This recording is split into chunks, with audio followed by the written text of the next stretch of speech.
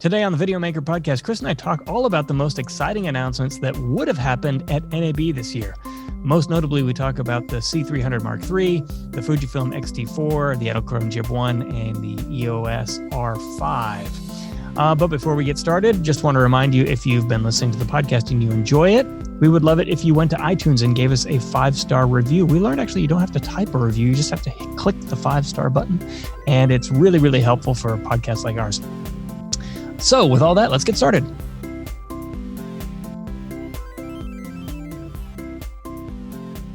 Welcome to the Videomaker podcast. I'm Mike Wilhelm, and with me, as always, across town is Chris Monlux. Hello. And this week, we're going to talk about NAB week. So this is the week that NAB would have happened if it was happening. You'll listen to this, I guess, the week after NAB was scheduled to happen. But of course, there is no NAB this year. At least there's no molecular NAB. But that hasn't stopped a bunch of the equipment manufacturers from putting out announcements for new products. So we're trying to cover as much as we can. So we're sort of thematically calling this NAB week, even though NAB isn't a thing. But there is like an NAB online event, I guess, next month in May called NAB Express. It's really unclear to me, what it's going to be. Certainly, it's like the trade show element doesn't happen. I guess I think they're gonna collect a bunch of announcements and manufacture events and put them on a page, I guess, to help people find them. But yeah, so this is normally the week that we would be attending dozens and dozens of meetings in Las Vegas and nothing this year, I guess, right? Yeah, well, and like NAB is literally like the anchor to the rest of the year for us. This is when most of the cameras get announced. This is when a lot of equipment for us that we're going to be reviewing that we start asking for. It's usually when we hear about cameras, and then for the next 6 months we wait until they come to market, or some of them are available already. It's definitely a big spot for us. Just in as far as what we cover in general. I know we've done plenty of outreach to all the brands, and we still have about 50% of the brands that we normally would talk to and have some kind of news. We have some news from. A lot of these things, a lot of the things they're releasing were set in motion years ago even. There's just there's some big announcements actually that I think are real exciting, but there's not as many announcements, and which is kind of nice. It's going to be sprinkled through a little bit more. I think that if there isn't this event to get together with everybody, maybe we will have less not ready for market products coming. I think sometimes that real deadline is, we know in the past there's been companies that bring a camera to market and it doesn't ship till a year later. So it's definitely it is the center of the universe. But I think we will get through it, and we'll find some different idiom of it anyway. I'm sure everybody would like to just be meeting with everybody and being busy as all could be. I know it felt nice to have the few press briefings that I did, just to have that conversation and learning about new products. Always gets me excited about what we do and the industry and whatnot. So I think it'll just be fits and spurts here, I think. What do you think, Mike? Well, yeah, I mean, I think that, without the pulse, the heartbeat of the industry happening this year, a lot of the companies are just going to make announcements and release products kind of on their own schedule. That being said, I wouldn't be surprised if a few more announcements trickle out between now and when NAB Express happens. I haven't heard of any coming. A lot of times we're alerted to these kinds of things beforehand, and I don't know of any that are coming down the pipe, but it wouldn't surprise me. We're talking about hundreds of exhibitors. Also, I wouldn't be surprised if some manufacturers wait until Cinegear, though we just learned recently that Cinegear, which normally happens in the summer, is now set for October. So some things that were going to be announced, I don't know, but probably will be announced on the manufacturer's own schedule rather than waiting until fall to make an announcement, which really seems like a big delay. Yeah, well, and I mean, let's face it, a lot of the jobs that use these tools are not currently happening. So because of that, it seems silly to release a product that will have no demand, because there's no demand for any of it. So I think some brands are making announcements because they need to. Some are making announcements because it's still a good time, and then I think others are just going to hold off. I've been surprised when I hear, I'll get little tidbits. I remember was it last year at NAB? A little birdie told me that 6K is going to be the story, and it wasn't.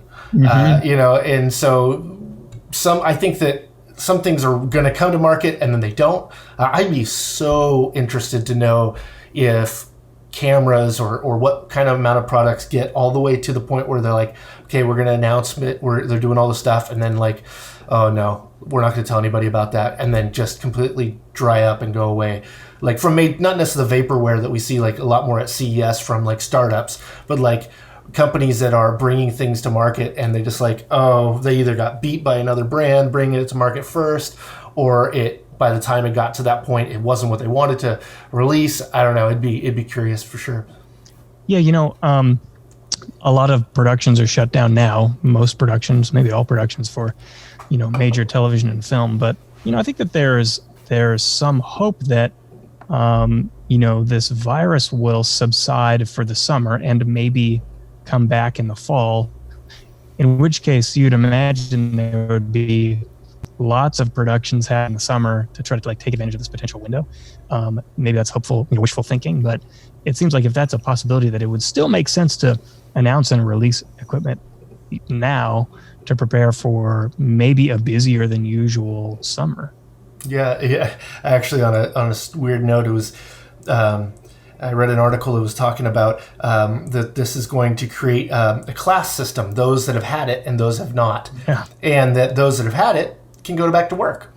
There's no fear. They're not spreading anything, at least that we know of at this point. So it'll be like these people, they can get back to normal because they've been sick. And then, of course, the reaction to that might be people going, well, I want to get sick so I can get back to work. And then, it being a bad thing. But interesting, just things I never thought of before. We never thought there would be a thing that would cumulatively close all restaurants to takeout only. It's just insane how quickly all this can go. But on a good note, we do have lots of fun things to talk about, surprisingly enough. Yeah, so we've got a good list here. And actually, the one thing that I am most excited about isn't on the list. So I'm going to try to squeeze it in up front here, which is the EOS R5, which I've talked about a number of times. Now we have some new specs on it, which is 8K 10-bit internal 422, which is just like on a full frame. Groundbreaking. On a full frame using the full sensor. Like, I don't know where this came from, but it's unreal to me. It makes me think that they went, as soon as everybody started complaining about the crop and everything, they started working on this. So this was like 4 or 5 years ago. And they're like, we can't get our sensors to work doing full frames 4K. We have to do a little something different. So let's just jump over it. But I know the funny thing is I have a couple friends that whenever something comes out that's noteworthy, I get a text or something like that. And it was like the morning, the new news. And I'm like, we already knew some of the news. In fact, I knew all of the news well before it all. But that, like, they're like, oh man, you see this, man? Sony's gonna have a run for their money, and I just thought it was funny because I'm like, I kind of felt like they were already in that position based on the things that have been out, from my point of view at least. But that it was just so funny. Everybody, like Devin, who's been on the show, he's like, what do you think it'll be released? And I'm like, I don't know if it's a real product yet. I don't, we hear this kind of stuff before, and then you don't know when it actually is going to be released or when it's going to be available, which might be a more difficult answer to have at the moment. But they at least that's what they think they're going to be able to have. I mean, I don't think they release news about something they couldn't actually do. But you know what I mean? It might not be a fully functional thing at the moment, even. And it isn't like that, though. If they make an announcement, the thing is going to do the thing that they announce, and it's not going to be kind of a half-assed version of it. That's just no. I'm saying more so like they know the sensor works. They know it shoots 8K. They don't know what all the other parts are going to be about it because it's not a fully functioning thing yet. You know what I mean? It's still in prototype, which I'm sure that's for a lot of things. man, when we go on press trips, a lot of times the cameras they have for us are non-production models, and it's only because they haven't had the production be able to go into full force to have a production model for us, but they're good enough samples to show us that they're all fully functioning or whatever. But yeah, it's exciting. I think that a lot of people really never wanted to leave Canon in the first place, and they were sad to do so when it happened. Yeah, they were begrudging, like, okay, I'll do it. I mean, I totally get that.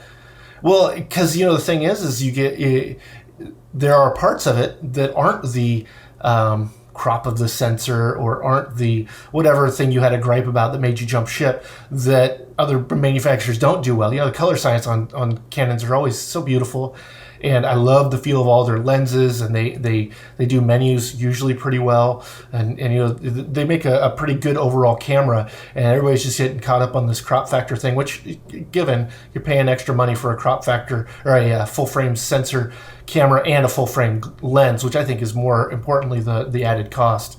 If you could just use smaller lenses on it, I guess it would be okay in the interim, but kind of weird for those photo shooters. But yeah, R5, EOS R5, definitely. I mean, I don't know if I have no knowledge of when things are actually going to be released or out there or not. But I think because of what's going on, that either the production line is not going to be able to make cameras, or if they bring it out before they have enough of those, that it's going to be a high demand camera, so they better have a bunch of stock of it to sell, because it seems that they want to leapfrog to the next level. Now, maybe everybody else is holding back a little bit too. I imagine there always are a little bit, but it seems exciting. I get more excited about it because I really do like the RF mount lenses. Those lenses feel really good. They look really nice. Just the problem is the camera's not necessarily there. The R and the RP are fine cameras, but they're not. They don't have all the features that you might want. Yeah, I don't know. I think it's going to be a game changer. Yeah, it surely is, and I think it'll make them mount. Like now that they'll have multiple cameras, they don't have a APS-C camera with that mount, but it wouldn't make much sense either. I think that I assume that level of camera is the M line. The M line, and you have different lenses. I mean, let's face it though, the RP is $1,200, so it's not like, I mean, it's competing with the APS-C sensor cameras. Maybe they're just abandoning APS-C for all we know. Well, I think they'll have those M line, because they've had those for a long time, and they're a totally different form factor. I think they're a different type of user. But I just got done reviewing the XT-4, and it was just funny to be talking about the M50 Mark II. I don't know which one it was, and like the Z50 and other APS-C size sensor cameras, and it's like these are Nikon and Canon's like secondary cameras, whereas like the XT4 is like Fujifilm going full force with a fully spec'd out camera, not holding stuff back because they don't have any full frame stuff. They don't care to. I think that's kind of cool. Definitely makes it different in the market. Yeah. Actually, Fujifilm, we have the XT4 on our sort of list of NAB related products, but it was not announced for NAB week or during NAB week this year, right? No, it's really the big considerations we had here is the things have been announced since CES, because that's usually the rules we give to getting awards and to talk to people about products for NAB, right? Is they have to be, so when we would have had our meeting with Fujifilm, they would have shown us the XT4 because it's the most recent thing they've had out. Now, lucky for us, they also sent us one early, and we've been able to do a review now already, but that's not typical. That's not how it goes. That's like 20% of the time we are able to get our hands on something pretty early, and mostly it has a travel or trip or something associated with doing that, whereas this was they came to us, so it worked out. It's interesting the move to video that Fujifilm has made over the last few years. It used to be that it was really just Canon, then it was kind of Canon and Sony, then it was kind of Canon, Sony, Nikon, and now Canon, Sony, Nikon, Fuji. Or it was what was it? Canon, Sony. Panasonic would happen in there. The GH4 happened. The GH. I think what was the first one that really got a lot of attention was the GH2. I think the 2 and 3, because I think I remember hearing Griffin Hammond talk about that he's always been a GH shooter, and I thought that was interesting. And I'm like, man, I started with the 4, GH4 as the first one I ever shot, but you know, 3 got a lot of attention, but mainly as a result of 2 being kind of a sleeper hit. Yeah, it's like what the 5D Mark II was. The like they didn't expect it to be an important camera, and then it was. Right. Except for, unlike Canon, Panasonic came out with another better camera. Yeah, it always happens that way, right? Yeah. So that's kind of an unofficial addition to the NAB week, but the other big announcement, I guess, is the C300 Mark III. Yeah, which I was really excited about when I heard about it, because I've been hearing a lot about the C500 and C500, is that new? Mark whatever, or the most Mark II? That you know, it's pretty much the APS-C or Super 35 sensor version of that, which I think is really cool to do that, do it that way. It makes me feel like the way camera lines are, you know, with the full frame and having they're just segmenting it a little bit more, because I don't know if I'd be really much served by the full frame part, you know, and that's like $4,000 or so more on the C500. And you know, you got the fast media in this guy. It's all modular, just like the 700 is. You know, Canon makes a really good flexible camera. I find they like, as many cinema cameras as I've used, I still find myself using the C200 now. I have a lot of experience with that camera, but like where the joystick is to get around the menu, like it's right there on the screen. Cool. Versus like, oh, it's on the side, I got to look at it and then look at the monitor. And those types of things don't seem to be thought of as much. Or if they are, it's more of like to have multi-users on one camera. And so it is somewhat complicated to operate by yourself. But you know, it should be a real exciting camera. 11 grand. It's pretty steep, but I imagine it's going to be just a beautiful image. Yep. So they're claiming 16 stops of dynamic range. That's crazy. That's pretty fantastic. They should 16 plus stops, whatever that means. That means, I guess, more than 16, but fewer than 17 stops. See, the dynamic range chart behind you, I think I could believe that, because they're like, okay, we can see that 17th, but like we really don't want to claim it. Mm-hmm. We don't want to say that, because then people are going to be like, oh no, it's like 16 and a half, and you're saying 17. Because that's Blackmagic says, you know, every stop that they possibly could see in the scale, they're saying it. And then you're like, yeah, but once I pull the blacks down, you know, 5 stops disappear. So you're saying it's probably going to come in at a Blackmagic 17. Yeah, it's a Blackmagic 17. That's a different way of measuring things. Yeah. So, and other than that, it's a 4K up to 120 FPS. Which is pretty crazy. I think... I don't know if there's a lot of cinema shot above 120 frames for slow motion. Beyond that. Yeah, I mean, everything you get above that, you're doing some kind of specialty scene, or you're doing something that's not just your run-of-the-mill straight. You know, you're shooting action-packed, and you need some kind of specialty tool anyway. But it's Canon raw light yet again, which is cool. Let's see, it's just you like Canon raw light now? Well, I do and I don't. I like it better than H.265, which is seeming to come up a lot lately. H.265, for whatever reason, just chokes my computer, and I just have a really difficult time with it, even if I'm running it off our hard drive, or off of the native hard drive with lots of throughput, which I run off a Thunderbolt 3 anyway, so I should have plenty of throughput. But man, it gets really mad if you want to have more than 2 layers of H.265, and it's like just cutting stuff up. I won't be able to see frame by frame of it. But I can't say that Canon raw light isn't much lighter than that. Honestly, all of them would benefit just to be transcoded to ProRes. But then you're talking about just ginormous ProRes files. I mean, 10 times the size. And as although I have lots of storage, I still get worried about having to handle lots of big files, just because, if you have one project that for me that used to be 50, 60 gigs in just regular 4K, I want to do it in 10 or 12 bit, and now it's a terabyte. Like, that's just such a huge multiple to get used to.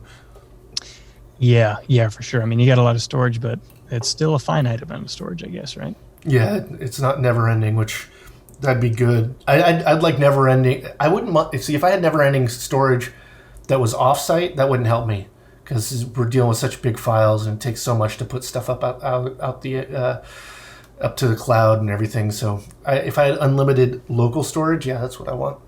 Yeah. All right. Well, maybe that's a good spot to just take a quick break, and we'll be back with just talk about a couple more products.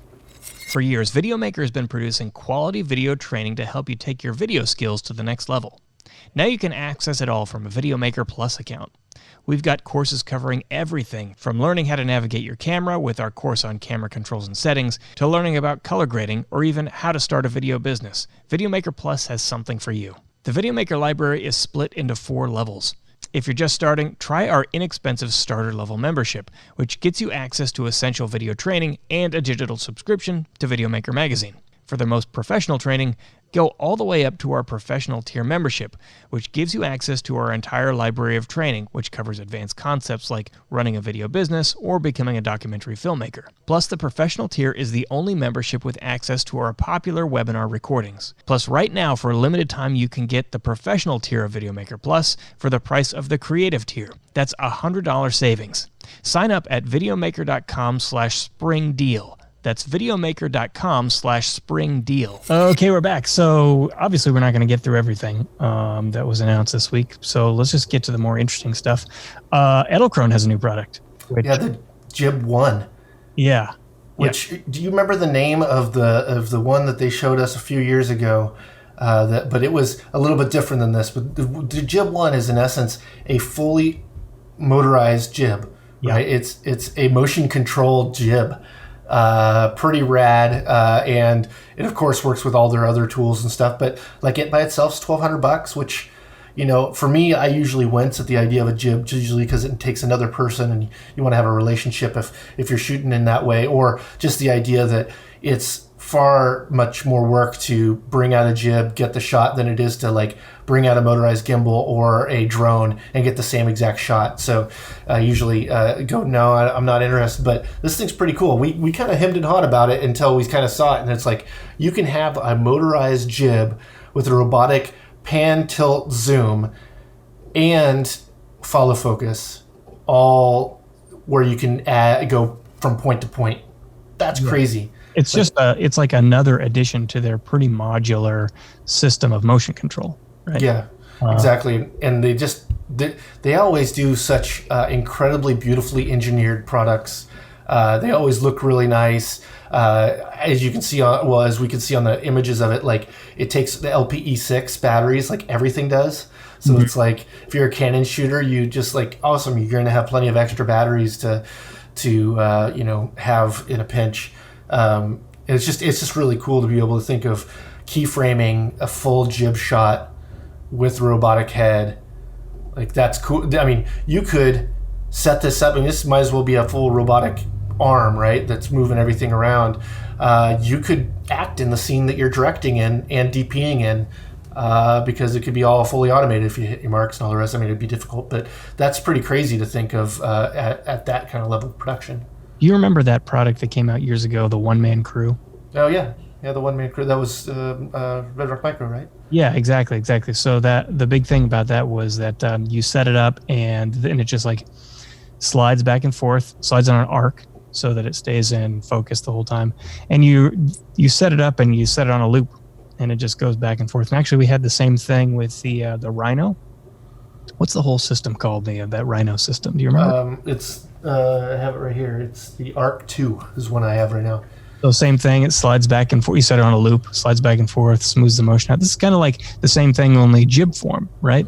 Yeah. And we'll do looping, I know. Yeah, I mean, I could just think of like, being able to set keyframes. I don't know how many keyframes. That always ends up being the catch on these things is when they're first released. Usually you only have like from point A to point B. You don't have like 5 or 6 other places it can go in the interim, which would make the thing more interesting. I think of like, going from a train going around a tree to being able to get a full frame shot of the tree, all motorized, all just specific. That just sounds really cool. It sounds like you could do just a absolutely stunning, beautiful shot, being able to do all that. But I think all in with all of their stuff, so tripod and pan, tilt, zoom, follow focus, jibONE is like $5,500. So it's no pretty penny. The one-man crew was kind of interesting in that, like, you had lasers that you set stuff to, and it went on an arc just so its stuff stayed in focus, right?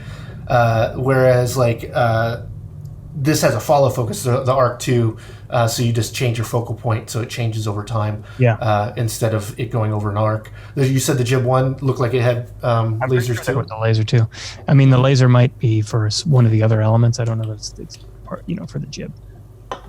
Either way, it should be helpful in some way or another. They came out with, actually they announced, I don't even know if it was an announcement, it might have just been a prototype years ago, a jib where, boy, what was it called? I don't remember. It might have not even had a name. But Edelkrone had a jib where the head was, you set it to like look at a point, and then no matter where you move the camera, it was always looking at that point and in focus. Do you remember that? Yeah. Thing? Yeah. And I remember asking when we're going to get one, that kind of stuff, and then it's not a product anymore. Yeah. But this is somewhat similar, except for it's not following someone. I actually remember that same year, Red Rock Micro released a similar product that was really just a software that was looking at people and estimating its distance and then controlling a follow focus to then change that. And I think that was the man, I can't remember the name of it. I think we gave it an award because it was pretty innovative. Yeah. And this is kind of the almost maybe the brother of that one. It's almost that same thing, but I don't think it's following anyone. Well, it seems like, Edelkrone attends NAB like every other year or something. And whenever they do, they have some sort of, accessible, highly innovative piece of gear. And I think this is just another instance of that. I never seen a motorized jib before. Yeah, their stuff is pretty. Like it reminds me of why you'd buy your MacBook Pro with your Apple Watch and all that kind of stuff. Is like, it's not necessarily you need the performance from any of them, is that it's nice to be seen with them. Mm-hmm. And I feel like the Edelkrone stuff, it just looks nice. Just like anything, it'll age because it's a production tool, but that like they just have that extra look, which I think a lot of times people are like, ooh, and they get a little premium for it. But there's a lot of their stuff that's just innovative and no one else offers something like it. Right. Okay, so maybe the next one up is the Blackmagic Design ATEM Mini Pro. So the ATEM Mini we had in a while back. It's just like a really incredible little device that's $250 or something for multi-camera input to a computer. And the Pro, let's see, actually, honestly, I don't know the specs on this, Chris. The feature here? Yeah, so the Mini it had 4 inputs, as does this one, but you needed a computer to be able to stream. So it was use the USB webcam protocol to go from it into your computer, so your computer could see a webcam, then you could stream from it, and then you could switch between 4 inputs. And you could do fades, and I think you could bring in some titles, but you had to use their GUI control. That was another thing. So it was this kind of simple thing. The update for the Mini Pro is you can attach to a USB-C drive to it, like they're showing. I think it's a Samsung T5, which that you can use with their cameras and stuff to record to as a media. And you could do the same thing with this. Is that you can just hook a hard drive up to it and record directly to it. No and then required. Yeah. What's that? No computer required. No, it's got an Ethernet input, so you can stream directly from it. I imagine what it's like is like a router or something like that, where you have to go to a Mac or 1.1.2 whatever address, IP address, and then go in there and be able to set it up with the stream key and all that kind of stuff. Because if you have no interface, it's going to be pretty hard to stream from. You might be your phone or something, maybe. Yeah, no, I think that's what it's meant to do. Have this other so it also makes it so you can change what the buttons are and all that kind of stuff. It's the same thing that you needed with the other one, but the Pro also has an HDMI output that can send out so it can send out your preview and program into one HDMI monitor, so you can preview and you can actually use it without having any computer. You could use a computer, set it up, and then you could just go live with it. So it's not necessarily you need the computer to be able to go live. You just need a computer to be able to set it up. I think that's about the difference. Color controls. Oh, the other thing is so if you're actually using Blackmagic cameras with it, it'll send tally out to them, which is to me just really cool. If you're running a little studio, like this is, I remember when Sony showed me a switcher. Man, it's got to be 3 or 4 years ago. Sony Pro, and it was a switcher, and it would connect to their Pro camcorders or their FS5, FS7, and it would send tally out to them, but it was through like the monitor, and just like, well, actually kind of like our screen we have today of right now, Mike's got the yellow square around him when he's supposed to be talking, although it seems not to be working right now. It's just always on Mike. But that it would say, oh, that camera's live right now, and tell you that, and so you could actually, and you could do gen lock and those kinds of things, which come pretty much and it makes sense if you're using a closed system of all one manufacturer. You should have those strengths or whatever. But I think that's a pretty neat feature, although not everybody would need it. But you can also control the pocket cameras with it. I think that's about it. Yeah, $600. I think the other one's $300. It's like $299 or something like that. Yeah, or maybe $260. I don't know. But either way, both of them are scream and deal for what they are, and really hit the nose on the nail on the head. That's the thing. But we've been needing a good, solid, simple solution, and everybody else has been offering more complicated and expensive solutions, and like for something for $600, like what's other thing for $600 can you do this with? Like, I don't think you can. Like, it's just they're just so much a disruptor, and when they come into the market, they lead those advantages as much as they can. Okay, so maybe the last one here, exciting for some people, I guess. Vegas Post. So this is like the follow-up to the old Sony Vegas, which then became Magic's Vegas Pro. Now it's just called Vegas Post, and it's a suite of software, still made by Magic's. But this is like for all the people who maybe are still using this Sony Vegas, which I think that, it became popular, I suspect, just because it was easy to pirate. I don't know that for sure, but I do know that it was the easiest of the big apps to be able to pirate. So just a guess. But now they have a new version, Vegas Post. Yeah, so I got a call on this, and their big thing was that really Sony left Vegas to wither away. They weren't supporting it. They weren't adding any innovation to it. They were just letting it go, and then they went, oh yeah, you want to buy it? Get it out of here. Yeah. But as I understand, the Vegas team actually went with it. So the purchase was actually the Vegas. So the people that are working for Magic's with Vegas were those that were making it under the old ownership. So it was more like the company got sold than got just the name went somewhere in the software, which is pretty cool. And so they've been able to do some updates to it and better supports. But that Magic's also owns HitFilm, right? FX Home. FX Home. FX Home. I'm sorry. So there's like a partnership going on here between Magic's and Vegas and FX Home and HitFilm. Yeah. So I don't know. Yeah. It's so the idea is that you're getting titling and a 3D. So it's really, this is your Premiere and your After Effects suite, right? And their big thing was we only make video products. So unlike those others that start with an A, Adobe, you're not paying for a web designer when you don't do web designing. You don't have to pay for that in your suite. And because of that, you can get it for like $21 or $22 a month, the little suite, which I thought that was the biggest thing about it all. That was really an important thing for me is that some places are not set up to do a capital expenditure to buy something. So even though Resolve might be, well, free if you don't need all the features, but $300, or Final Cut Pro, which is $300, or you can't buy Adobe stuff. And this is, if you want a perpetual license, it's $1,000, which is a little high, being that their monthly cost is $22. Take a lot of licensing to do that. Well, but how often do you get the updates forever like you do with Final Cut Pro? No. So the updates are, so they said there's two things. There's updates and upgrades.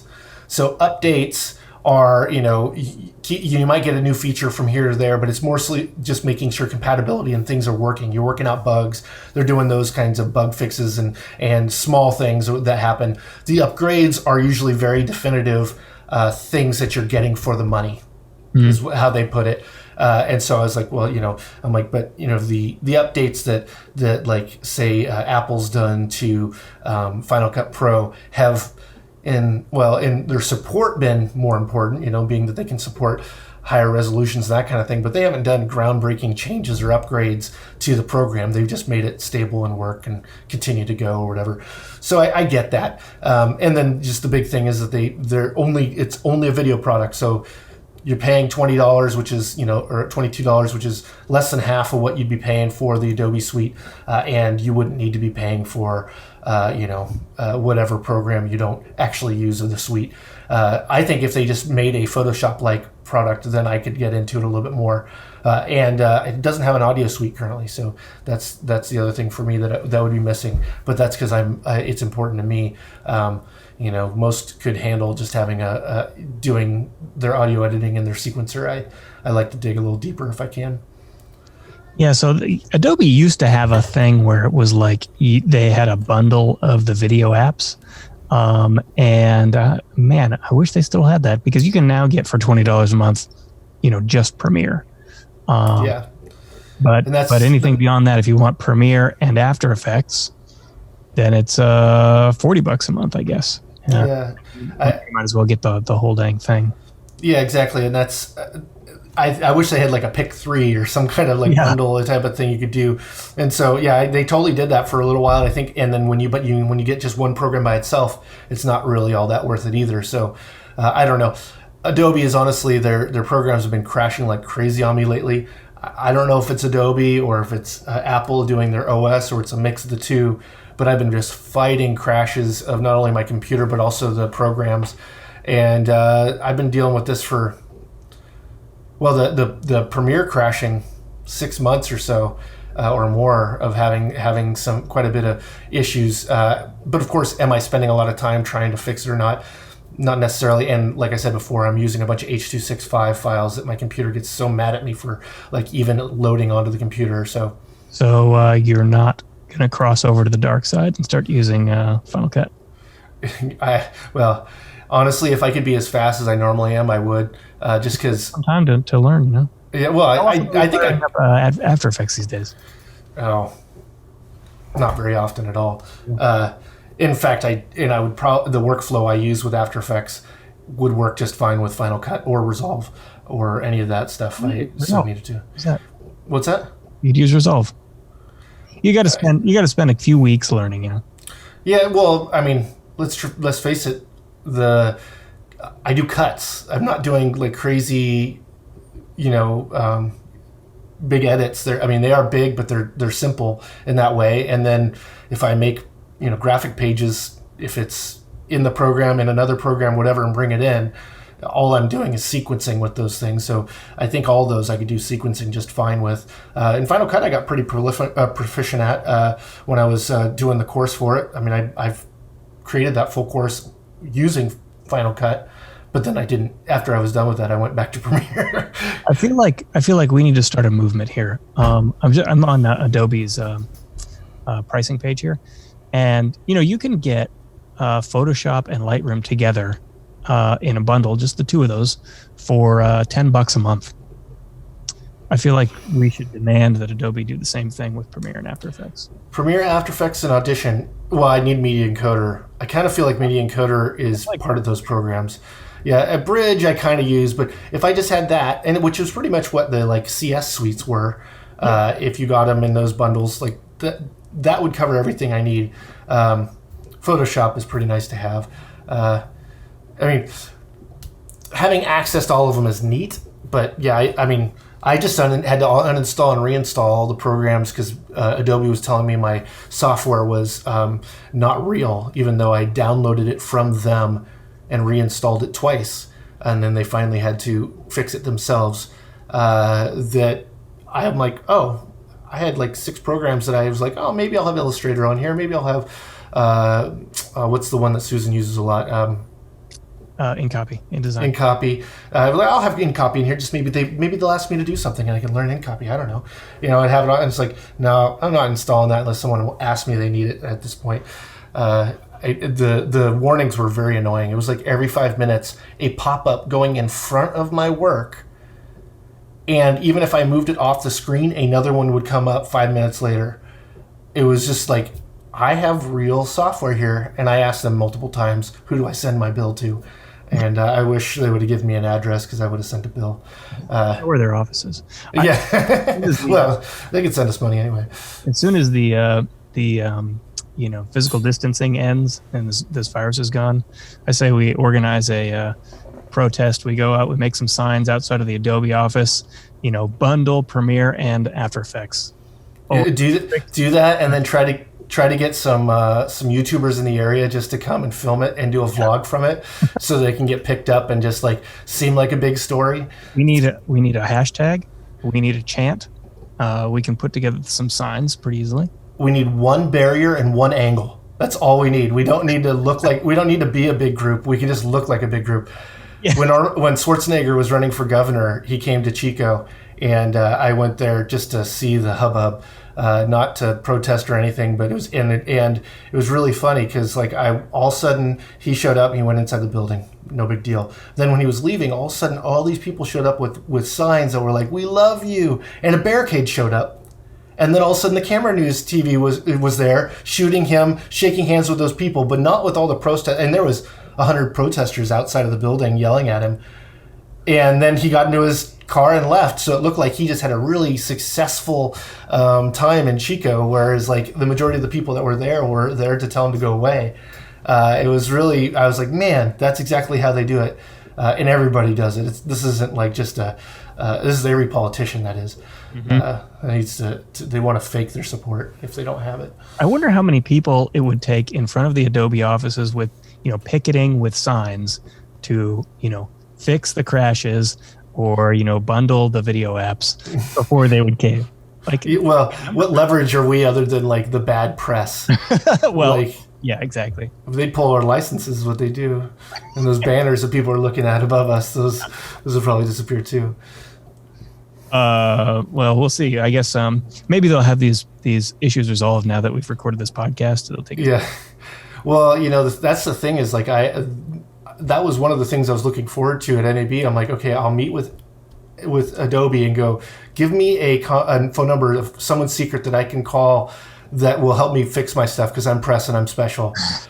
Because I don't want to deal with this crap. If I got work to do, I don't want my program not working. And I'd love to figure out or help them resolve those issues. The bigger thing is, if I'm dealing with it, if someone else is dealing with it, let's fix these things. Yeah, or at least let me blame Apple if that's the problem. The challenge with software is always that it's like every machine is a little bit different. There's like one little variable amongst 200 that's causing this problem, Yeah, though it's so funny because like I was having those issues, and I remembered a workaround that I used to do all the time when a project we thought would be corrupted or something, it just wouldn't open right. And this is because we had crappy computers at the TV station I worked at, and we just bring that project back into a new project. And I did that this time, and sure enough, it worked just beautifully. It's like over time, the project just got too bogged down with stuff and didn't want to work anymore. It's like, just bring all that project into a new project and everything works smoothly. We even had someone on Discord the other day asking me about it. And I'm like, this is something I did recently and it surprisingly worked again. And I've been doing this since CS3. Like, pretty crazy. Yeah. Well, that's the kind of stuff we have to put up with, I guess. Yeah, well, because I don't know anything past that timeline. Like, to make the actual program itself, That's another world entirely that I don't understand programming in that way at all. But I can use the programs good, all that stuff. So yeah, it always like impressed me to whenever I get to meet, like the product managers for these Adobe products, like how is it that you are running Premiere, like editing inside and out and software development? Like there's very few people that can do that work of being in charge of building software while also like having a deep understanding of the industry that it serves.